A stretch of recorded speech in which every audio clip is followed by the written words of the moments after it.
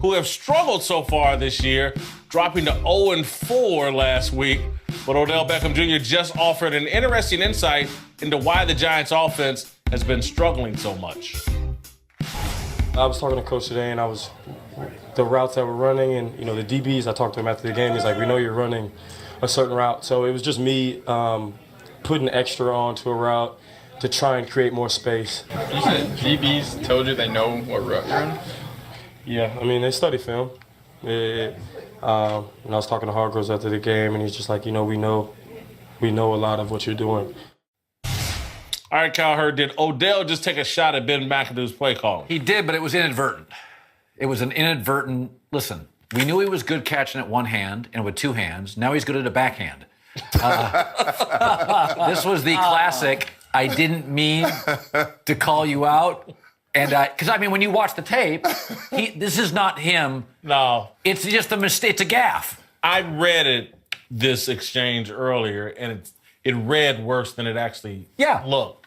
And so now that I'm looking at it in the way he did it, I don't think he had intentions of throwing McAdoo under the bus, but he did. I think the question was about the drop passes, and somehow it turned into they knew what we were doing. It's a shot at McAdoo, and you know what? McAdoo deserves. By the way, Michael Kinsley's a writer. He coined the term gaffe. He said that's when politics inadvertently tell the truth.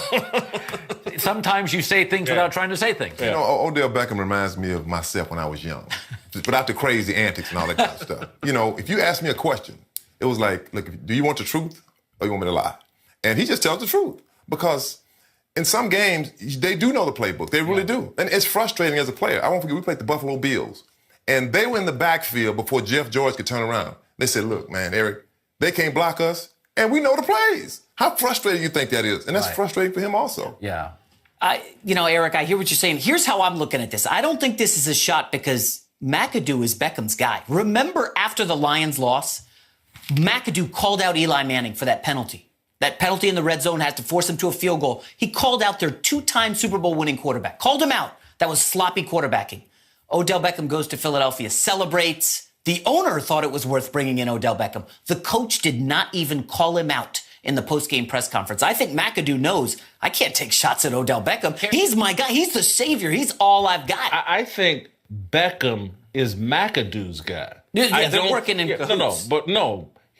I don't think McAdoo is Beckham's guy, not as the head coach. I think Beckham and any player smart enough to say, they've promoted you beyond your ability to help me. Okay. When you're the offensive coordinator, you're my guy, and you called plays that made me look good. I think anybody in a Giants uniform is looking at Ben McAdoo like he's out over his skis. You know what's interesting? Generally, we've heard this with Dak. I was talking to Brandon Marshall, linebacker for the Denver Broncos today. Mm-hmm. And he said, when we played the Cowboys, there was a 45-minute delay. They came back and ran the same plays. And he goes, we were shocked because nothing was working. And my thought was, well, Dak's a young kid. You're not going to revamp something mid-game. You can adjust. What's interesting is, with Eli Manning, you could really run a sophisticated offense. We don't think you can do that with Carson Wentz or Jared Goff. They're kids. What's interesting to me is if Tampa's saying we know your plays, there's no excuse. McAdoo's a veteran coach. Eli's a veteran quarterback.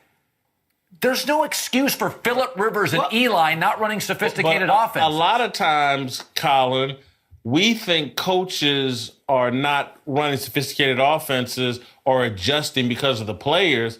A lot of time it might be the coach just isn't good enough. That's what I'm saying. And again, you look at Andy Reid and some of these, Bill Belichick and these guys that can adjust on the fly and get their whole staff on board.